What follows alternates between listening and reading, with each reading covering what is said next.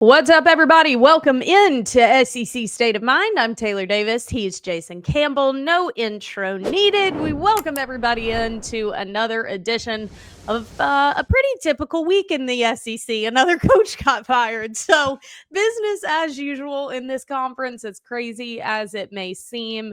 A fourth Southeastern Conference head coach has seen the end of their tenure. And who better to break down all of the Auburn news than Jason Campbell himself? So, of course, we have to start with the biggest news of the week. J Cam, you are our boots on the ground, truly covering Auburn week in and week out for Auburn Sports Network, but also always value more than anything your experience as a player wearing that logo every single week through tough times and to the pinnacle. So I love to get your perspective on all of this. And so we got to start there, everybody. Obviously, we'll get into Week 11 previews, siren and standout, business as usual, but we have to start with Auburn deciding to part ways with Hugh Freeze in the midst of his third season on the Plains. His overall record was not great. His SEC record was even worse, and ultimately a 10-3 loss at home to Kentucky was the ultimate nail in the coffin, and the administration made the decision to move on. Defensive coordinator DJ Durkin steps in as Auburn's third interim coach in the last 5 years. 3 games ahead, and obviously a coaching hunt will be underway. But Jay, you were in Auburn for, I'll say it, a disgusting Auburn game. Just one of the worst offensive performances you could possibly put out there. And we thought we had seen that, second half against Georgia comes to mind. But no, they went beyond that, and Kentucky gets their first SEC win of this season, ultimately leading to the dismissal of Hugh Freeze. What was it like there on Saturday? And obviously your take on Auburn's decision to move on. Well, honestly, on game day, Auburn's night atmosphere is like electric, right? And a lot of people know that. But this one felt a little different, even Oh, before the game. really? Like it was still energy, but it's almost like the fans didn't know what to expect. Yeah. Like they didn't know which Auburn team may show up as far as like offensively. Yeah. Defensively, they know what we have. Guys have been consistent week in and week out. One of the only 3 teams in the country that hasn't given up more than 24 points, and the other 2 are undefeated, and we're 4-5. Correct. So consistently, they've been where they needed to be on the defensive side of the ball. But I think people just kind of wondering, like, what do we expect? A new starting quarterback, Ashton Daniels. You go to Arkansas, you score 1 touchdown against a struggling defense there. Then you talk about Kentucky, who's given up more than 30 points in every game in the SEC this year they played in. And then we're only able to muster 3. And those 3 came off an interception that would set us up to get those 3 points. And so, but it's almost like when the offense takes the field, everyone's kind of like holding on to see like what's going to happen, or is something big going to happen, or is there going to be a big play, or, are they going to be disappointed? Yeah. And that's kind of how it felt throughout the game Saturday. I just feel like the offense just never caught any rhythm. We got beat up front a lot. We weren't able to pick up different stunts and everything. We weren't able to get the ball thrown past 15 yards, unless it was just a go ball or something. But the offense just looked in the air, and I think ultimately, because Coach Freeze is the offensive minded guy, a lot of those responsibilities fall on him. Just from that standpoint, I think when you're not seeing what you feel like progress in that department, and it looks like regression, then ultimately, in this league and in any conference, but especially the SEC, your tenure is going to be based off wins and losses. Yeah. And if you're not winning at a high level enough to be able to be in contention to make the playoffs and be in a conversation to make the playoffs to compete for a championship, then change is going to be inevitable. Whether it was now, whether it was a couple of weeks, or whenever it was going to be. If you're not winning games, then it's going to be hard to keep your job, and especially in today's game, because players are getting paid now, right? Yeah. And you have a lot of resources dumped to these universities to have success. So patience, is not going to be an all-time high, but in this situation, like, You know, uh, Auburn is trying to say, hey, if they're going to make a decision, then they probably feel like they have to get into the conversation with other competition Yeah. for head coaches like right now. Mhm. Because the longer you sit out, then you're on the sidelines, then you could have a chance to miss out on whoever it is that you're really trying to target at this standpoint. Moving forward. So there's a lot at stake for the next 3 weeks for sure. 100%. I think that that was ultimately, obviously, the Hugh Freeze on the hot seat conversation has been happening all season. It has been will they, won't they with Hugh Freeze's tenure, because of ultimately a lot that was being recognized, and rightfully so, on the recruiting trail. I mean, you've had two top 10 recruiting classes, and clearly you're able to get talent. Your transfer portal additions have been great. I think it was a top 10 class his first year, top 20 his second, top 10 this year, paired with recruiting very well, specifically in-state recruiting. And some of the losses this year really had some gray area to them. First of all, you're talking about teams that are in playoff conversations currently still. You had almost all of them on the ropes at some point on that game, backing up his infamous "we're close" comments.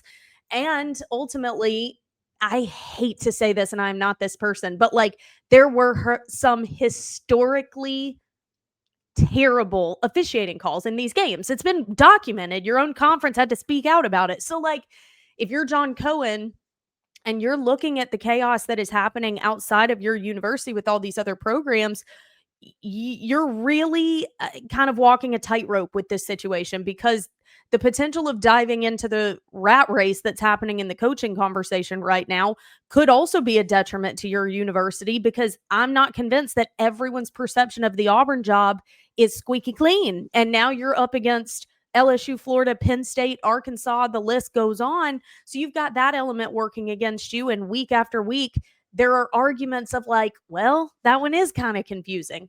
This one was as clear as day. You lose at home at night to the worst team in the SEC that has literally not been able to stop anyone, and you can only put up 3 points in your home place. And it also reminded me, and I don't want fan bases to start this trend and think it's going to get them what they want, but it did remind me of what happened with Brian Kelly in Death Valley the week prior, because the fan base is chanting against you. The only reason they're there is out of frustration at that point, and disdain for what they're witnessing. And you do start feeling like you're losing grasp of what makes your university so great, and your home field advantage isn't as tough as it was, and your fans aren't as supportive as, like, it became a black and white decision that I think in the few weeks prior might have been a little bit gray. Did you kind of get that sense that the administration really had no other option in this situation? Well, anytime you start to lose the culture, you're in trouble, Big right? time. Auburn fans have probably been the most loyal and faithful fans, than I can remember, right? Just Without because the simple question. fact that in the last 5 years, you had three head coaches, two interims, well, three interims. So you're thinking about a situation where, you don't want this to become the standard at Auburn. The No. standard at Auburn has always been to win games, compete for championships. And that's what we're all in this for, right? But the fans have been there. They've sold out what 20 some games straight, I believe it is. And they've seen the highs of the highs and the lows of the lows. Yeah. At some point, you can't blame them for their frustration, right? Mm-mm. Because these are people that spend their hard-earned dollars. It costs a family of three probably more than five, six, $700 just to come to a game on a weekend. Yeah. So the fact that they are continue to show up, you know, you have to understand their frustration. Yeah. And any competitor would tell you that. Even if you're Coach Freeze, he would probably admit that, hey, I just didn't get it done where it needed to get done at, and that falls on me, which is the offense, right? Yeah. Because that ultimately was probably the decision that reason he lost his job. But when you think about when people out here joke, was it Clad? I think it is that does TV work with Fox. When I hear people talk about the Auburn job is not a good job, that's incorrect because at the end of the day, like Auburn is a special place, Yeah. and And anybody tell you differently, you're wrong. Like, yes, it's been a hard job over the last couple of years. We all attest to that.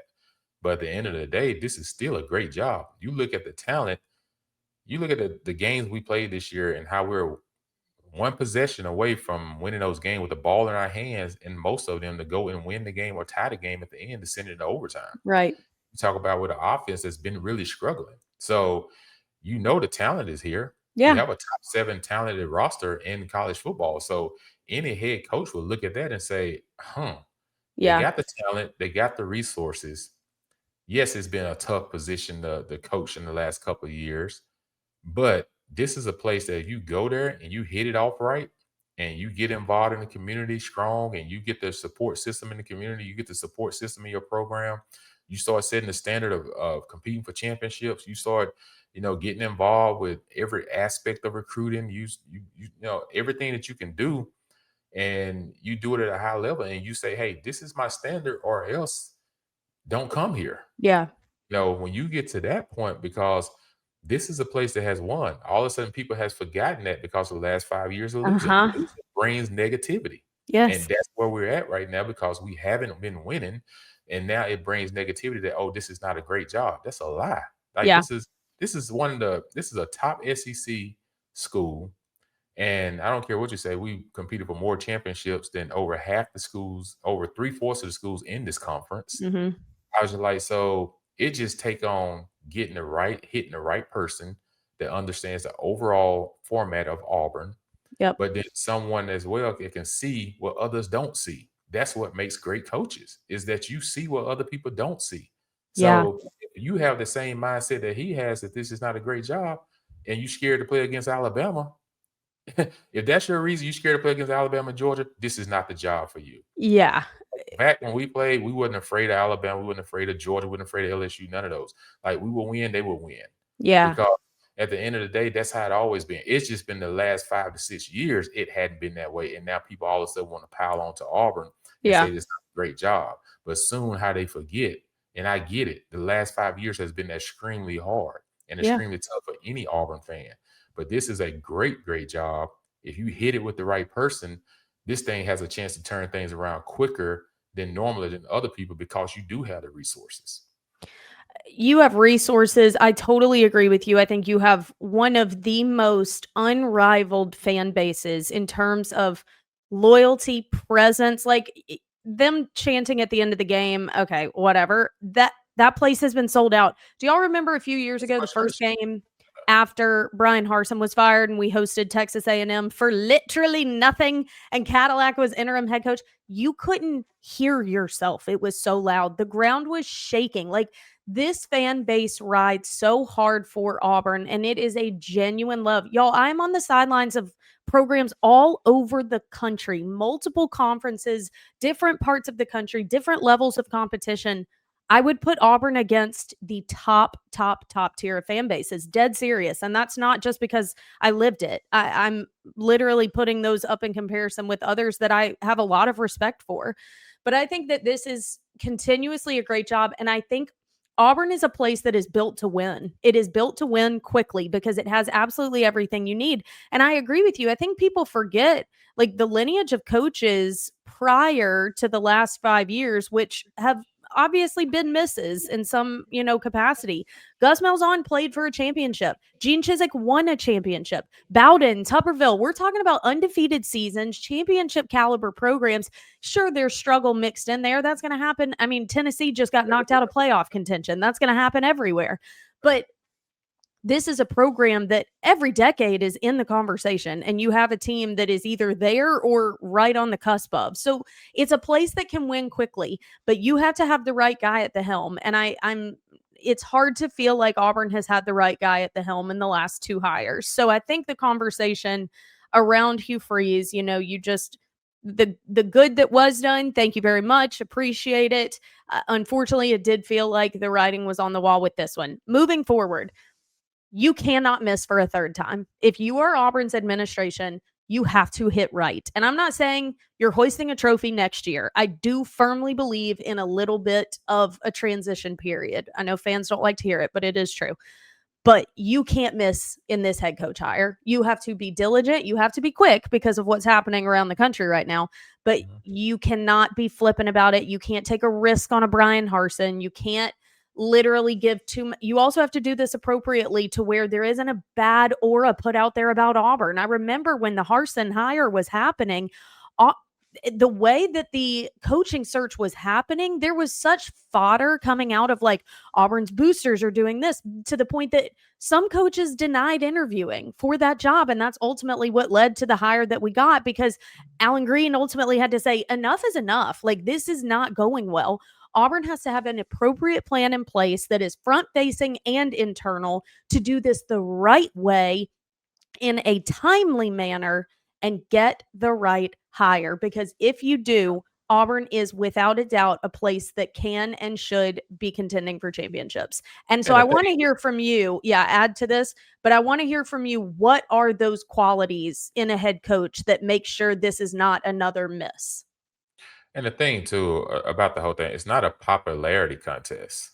Right. You know, like you gonna have some people saying get this person, some people saying get that person.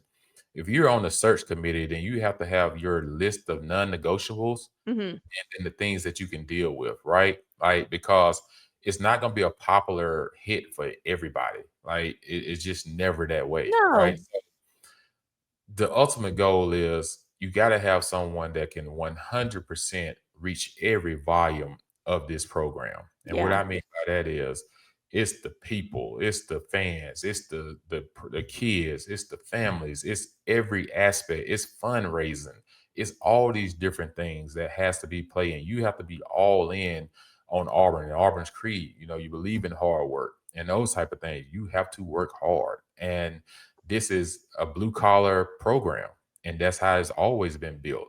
And teams that won championships and teams that competed for championships, like you said, you don't just compete for a championship every year. Like, Yeah. if any fan anywhere think that their team is going to be in the playoffs every year, then you're mistakenly wrong. Yeah. That's not going to happen. You know, even in Nick Saban's era, where he's considered to be the greatest of all times, he Mm-hmm. wasn't in there every year. Mm-hmm. So, but you have to be in competition and conversation. You can't get to November and all of a sudden your name is out of it already year in and year out. Like, you got to be able to get to November and make those opportunities. That's when you remember, right? That's the saying is you play in November so that you can have a memorable season, because you're playing at that point to make everything in front of you count. Yeah. And if you're out of that conversation by the time you get to November, that's a bad situation, because now you're trying to motivate guys, but you need someone that energy, high motivator, not afraid to challenge these kids, Yeah. because I understand there's transfer portal, there's NIL, there's revenue sharing, there's all these things, right? But you still got to challenge these guys, because at Totally. the end of the day, if a kid's going to leave, he's going to leave regardless. Mm-hmm. You know what I'm saying? So you got to challenge him from the inside out, and you can't be afraid to say, "Hey, take your chances." Like, "Hey, I may not need to sign every 5-star that's out there. Yeah. And I may need to go get a couple of 3 stars because the chip on their shoulder is a little bit bigger." Right. And those are things that you got to find. You got to find the Xavier Atkins of the world. Frick You got to yeah. get those type of guys. You got to Yeah. guys that are blue collar guys, put their head down and go to work. Yeah. And that's what you're gonna have in your head coach, is someone that's gonna come in here blue collar, put their head down and gonna go to work. Whether that's guys already on our staff or whether that's someone that they're still searching for.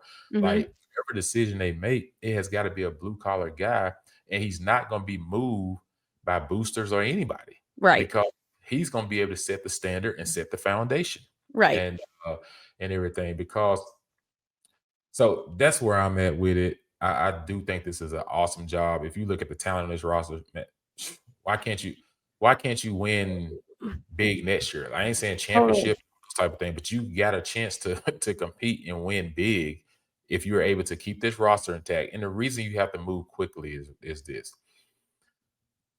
After we play the Iron Bowl, signing day is in 4 days. So It's your coach crazy. typically has to be announced probably immediately the next day, if not before the next day of signing of after the Iron Bowl, because he's got to get on the phone with the recruits. Yeah. at that standpoint, once he gets on the phone with the recruits, now he got to recruit his roster before they can hit the window, because I think they have like a 5-day window or whatever after the coach is hired before they can hit the portal. So then he has to do a lot of work within those 5 days immediately. So he's going to already have to have most of his staff already intact, on whether if it's people he's retaining that's on the Auburn staff already, and Yeah. there's he's bringing in with him. It's going to have to be intact because everybody's going to have to be on 100% miles per hour. Here we go. You Yeah. know, everyone's contacting everybody. So things are going to happen super, super fast, super, super quick. That's why people was kind of pushing for signing day to go back to February. Yeah. So all the coaching changes now. And because of transfer portal being January 2nd and January 16th, it's a shorter window transfer portal. Because of all these things, it just makes too much sense to move it back to February, Right. because you immediately, Taylor, he's going to be exhausted within the first 10 days. Now, he'll get a chance to get some rest, but he's going to be exhausted. And on Mm. that, it's important for Auburn to win moving forward, because you need some bowl games. You need some bowl practices. Like, the new coach needs an opportunity to put his eyes on this roster in bowl practices. And that means you got to win 2 of the next 3. So to even be bowl eligible. Yeah. So That that's should what have been the priority this past weekend with Kentucky at home, because Vanderbilt on the road and Bama, I yeah. haven't seen enough to believe it. Why would I? You know what I mean? But I totally get your point. I also think it's interesting, even guys like Bruce Pearl and Gus Malzahn, who are no longer coaching at Auburn, but continue to go back to Auburn. Like, Gus Malzahn's family lives in Auburn. He goes back frequently. They have houses on Lake Martin. Like, Is there it?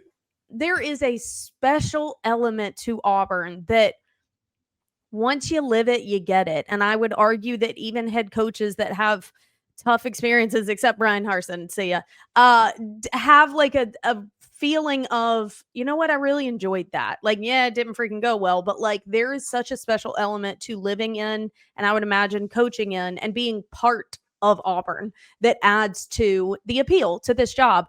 But I definitely think that the timely element of it is interesting and very, very compelling, because so many, heck, probably all of the top candidates are currently coaching, and a lot of them are potentially heading into postseason. Like, if you're talking a John Sumrall, who, spoiler, is one of my absolute top candidates if I'm Auburn. He and Tulane are still in the conversation for the American playoff chances. It's smaller given their loss to UTSA last week, but still in the conversation. If you're thinking of, I mean, James Franklin is chilling, so he's got some time, but like, if you're any of these programs, I'm not specifying Auburn, that is considering Eli Drinkwitz or Lane Kiffin, their teams still have a conversation in a playoff run. If you're talking an Alex Golish at USF, he's still in the conversation in the American. Like, getting some of these top tier candidates to be able to think about taking on a job in that amount of time is so wild, because there's also an element of, my job here isn't done yet. So how in the world can I have the capacity for both? Like, that element of the timetable as well, to your point about the signing day and the ripple effects, like trying to get any of these guys to really be able to get, because also if I'm in these interview chairs, I'm also wanting to know, okay, you take this job as head coach, what is your plan of action here? Like, who are your priorities on your current staff that you want to bring with you? Players, what's your vision for the offense? What's your how in the world, if I'm John Sumrall, am I about to answer that for an Auburn team when Tulane is my priority right now? The time and calendar element of this blows my flipping mind. Extremely hard. And Very, and almost unrealistic. But I agree with you. Like, you got to get ahead of it for recruiting, because I would imagine currently recruits and current players are asking, who's going to be here? Because I got to figure out if I'm sticking around or not. the But biggest thing for Auburn is, the biggest thing for Auburn is the brand is always bigger than one person, for sure. right? So kids have got a chance to see the Auburn fan base. People show you who you are when things aren't going the way you want it to go, Mm-hmm. right? Auburn hasn't been winning the way we want Auburn to win, but these people have continued to show up. So it Yeah. shows you the closeness, the family environment, all the unique things about Auburn. And you got to trust that Auburn's not going to sit and continue to be in the sinking ship that it is right now. Yeah. Like, this is coming to a halt, and this thing is going to start to come back upwards. Agree. And there are coordinators that are in position. You know, if you're DJ Durkin, right? Like, I'm sure he's a top priority, even for Auburn, in some sort of mindset, regardless, right? Whether he retained or whether he's retained as a defense coordinator, right? Like, it's a top That 5 defense nationally. You know what I'm I saying? So completely what agree. person wouldn't like that Right. from that standpoint? Uh, but like you're saying, a lot of people are tied up and involved. But you look at a place like Arkansas, I think they did what they did as early as they did it with Sam Pittman to see if Petrino could have a second running of what it could look like the first year. Now, I think they kind of got their answer, and they're like, okay, we Yeah. kind of just have a fresh start here. When you think about other teams, Virginia Tech, all these people that have put people in position, I think they kind of want to get a close look a little bit. But Yeah. it's also unfortunate too for the people in those positions, right? I Because know. you don't get to build your team. You just, you thrust into it. But like Coach Durkin was saying yesterday, man, what a great opportunity it is, to still lead young men. And Yeah. that's exactly what he's going to do the next couple of weeks, is lead these young men. But now, Taylor, everybody's updating their resumes. You know what I'm saying? Like, whether you're updating your resume for Auburn or whether you're updating your resume for somewhere else, like, it doesn't matter. Like, even players, you're updating your resume, what you put on film, whether you want to be retained at Auburn or whether you want to be somewhere else. Like, this is update your resume pretty much countrywide right now, because there's a certain Yeah. people in coaching positions right now that are going to make decisions to go elsewhere when the season's over with. Now those coaching vacancies become open, and now those universities have got to move even quicker Yep. because they got to have a plan B right now. If they're not sure their plan A coach is going to stay, That's crazy. so do they start resigning their coaches at this point in time to retain them, or do they take the gamble and wait till the end of the year and all of a sudden he said, "Hey guys, I'm out. You got 2 days to hire a coach and get on the phone with the recruits."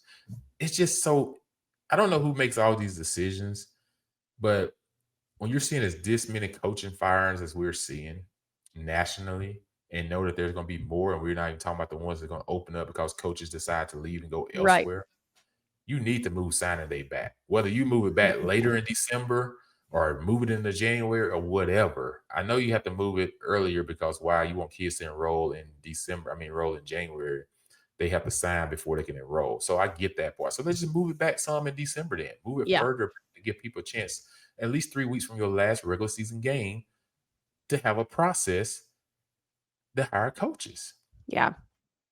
No, That's it's why. very true. This year in particular feels like it might bring the conversation back to the forefront because, like I reported last week, and now it's even added to it, this is the most amount of coaches that have been fired by November in the FBS era. Now, this is not an SEC record. Four SEC records being records. 4 SEC coaches being let go in a season is not the most. 5 is the most, which Oh, I guess there's still time, but what yeah, was 5. that? 2017, I pulled it up, but anywho, I know you probably don't want to do this, but I'll leave the floor to you.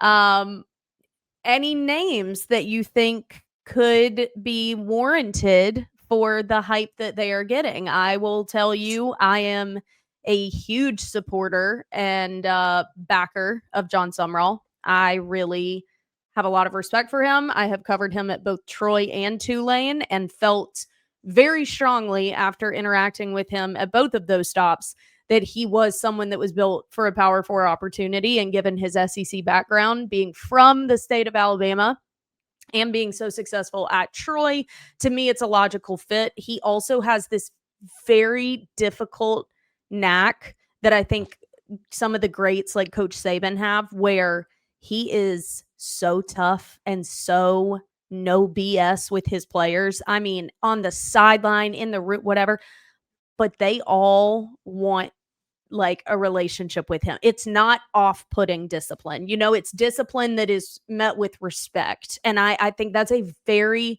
challenging characteristic to have, especially right now in college football where the players have all the power. And I think he toes that line so effectively. And you have to bring a no BS kind of guy into this program right now because right, wrong, or indifferent, there is a little bit of a perception change because the head coach has been amiss the past couple of hires. This one has to bring a, like you said, blue collar, hard nosed, like, but without being a jerk. Sorry to everyone in Baton Rouge that had to deal with some of that rudeness. There's a difference. You know what I mean? And I think John Sumrall really possesses that trait. And I think it would fit really well at Auburn. I think that James Franklin is certainly a conversation. The guy has won. The guy has immersed himself, and the guy wants to be a leader of men. Like, that's the part of it that he misses and talked about on game day. So I think he's in the conversation. And obviously DJ Durkin is going to get a great opportunity. And I do think keeping him on staff is imperative for some roster retention.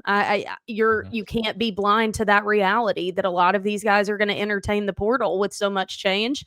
Keeping DJ Durkin, whether as head coach or just as retained defensive coordinator, keeps a lot of these guys on this roster. So those are my top three. I would be curious what the situation is with Rhett Lashlee, because it was reported this past weekend that SMU signed him to an extension. However, SMU is a private university, and so I'm not entirely sure the logistics of a contract like that.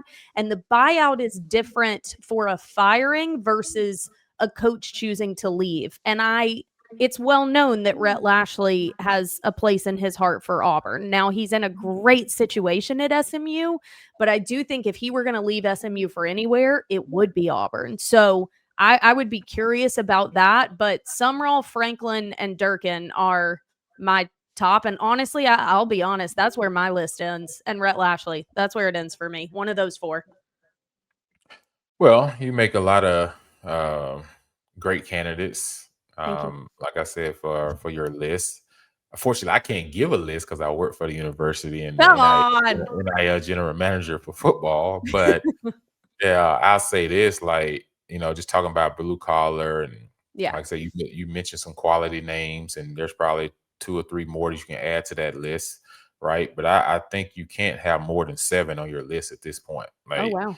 you're trying to make a decision in the next 3 to 3.5 weeks. We got a bye week coming up after this Yeah. game. That buys you a little bit of time for everyone to kind of get out, recruit, do what they got to do without the pressure of having to prepare for a game. And that gives the AD and his staff an opportunity to go interview who they need to interview, or get on the phone and make all the calls and different things that they need to be making to do their due diligence. I think from that standpoint, but I just feel like the bigger the list, the more the problems. Totally. Right. I think you got to have it narrowed down to what is your criteria? What is your standard? What are you looking for in the person? What are you looking for in the coach? Yeah. And everything. And eh, that's where it got to start at. Right. And how does this marriage, okay, we're engaging right before you get married. So Mm-hmm. now we're starting to engage in these conversations before you get married.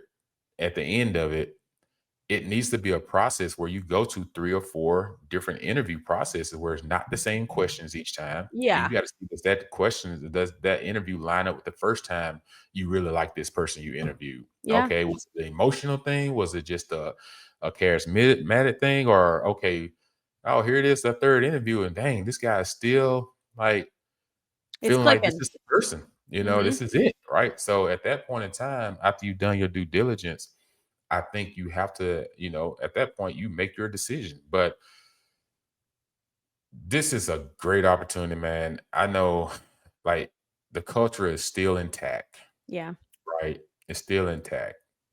And it's not as bad as it was, I would say, a few years ago. Like, Oh, yeah. the This is a talent, much easier yeah, situation to step yeah, into than what Hugh Freeze stepped into. Like, right. for real. Yeah, the talent is way different Yeah. now than it was at that point in time when there was turnover and change.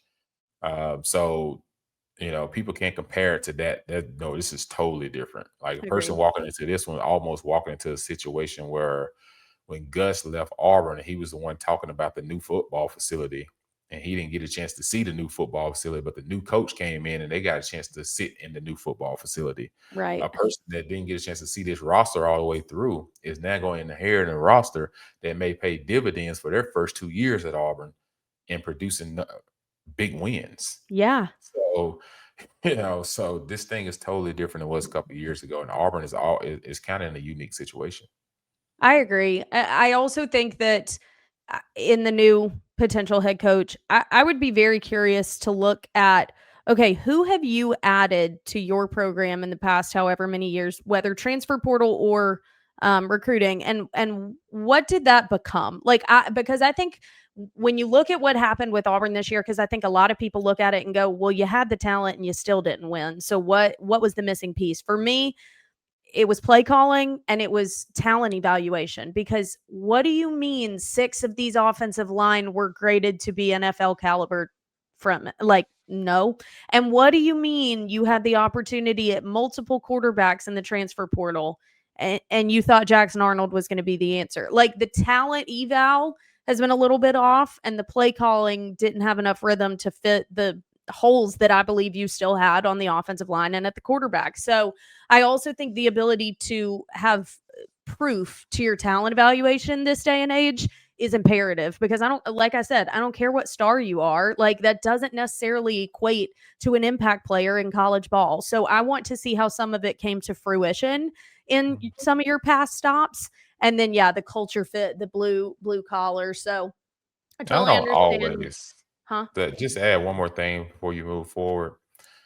People always think you always have to have an offensive-minded head coach. It's not true. No. So I don't think in this situation it has to be an offensive-minded head coach. Agreed. Whoever, if it's a defensive guy as a head coach, you just got to hire a quality, OC Yeah. to run the offense. Like, it doesn't have to be a offensive-minded head coach. I think you slash yourself a little bit when you just have that mindset only. Like, that's Yeah. not the mindset that needs to be.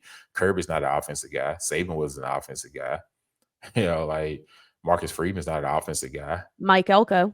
Mac Elgo's not an offensive guy. So that's what I'm saying. So don't Yeah. cut yourself off because you think, oh, you got to have an offensive guy. That's not true.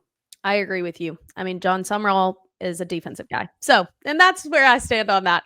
All right, everybody. Well, because this one was lengthy, as it should be, ultimately, we are going to break this week up into 2 episodes like we did last week. So we hope everyone enjoyed this. Drop in the comment, Auburn fans, who you're eyeballing for this head coach vacancy in Auburn. Who do you want to see as the next guy at the helm? Because Jay and I are certainly in agreement that Auburn needs to get this one right. So let us know who you're thinking. I did a poll on my Instagram the other day and got a lot of the answers that we have spoken about on this podcast, but very curious what everyone's hope is for what's to come. And obviously Auburn heads to Nashville this weekend to face Vanderbilt. So we will get our first look at DJ Durkin in the interim head coach role. But our next episode, which will be out shortly, is going to be our typical structure: SEC Siren, SEC Standout, and your Week 11 previews. Some more big conference matchups coming up this week. So keep your eyes peeled for that episode, and we'll be back here in just a few minutes. Peace. That was good. Yeah, sorry, Lindsay. I just made the executive decision because I was like, this is 40 minutes. Like, I think we're probably... Yeah, no, I think about like 20 minutes in. I messaged Brandon like, hey, split the episodes. Okay, cool. Already. So I think you'll get a lot of Auburn people listening to this one. Yeah, and we can just